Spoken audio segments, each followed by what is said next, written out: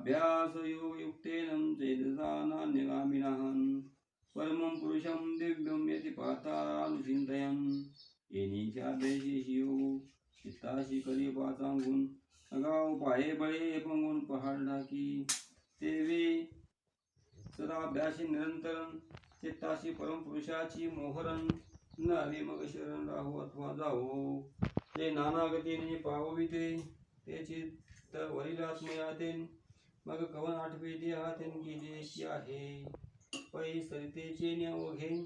सिंधूच्या बिनले घोगेन ते काय होत आहे मागे म्हणून पाहू येते नावे समुद्राची होऊन गेलेन देवी चित्ताचे चैतन्य झाले येते यातायातने माळेन घरानंद जे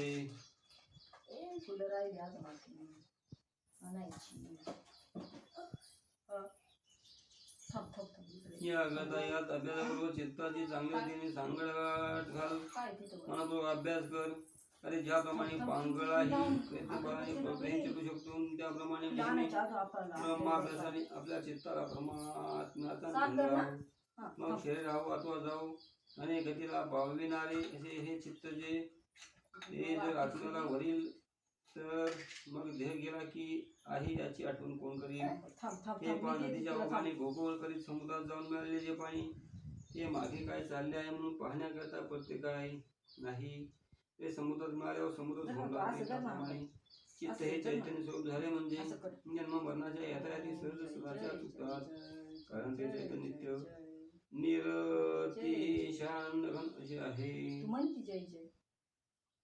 कवी पुराण मनुष्याशी तारण तार मनोरणीया मन स्मृद्धेन सर्वस्यं तातारमचित्यं रूपम आदित्य वर्णतमस प्रसादतः जयाची आकार असणे ज्या जन्मना नियमने जे आगवेशी आगवे पण देखत असे जे गगनाहुनी जुने परमाणुहुनी साने जयाची साने दाने विश्व जळे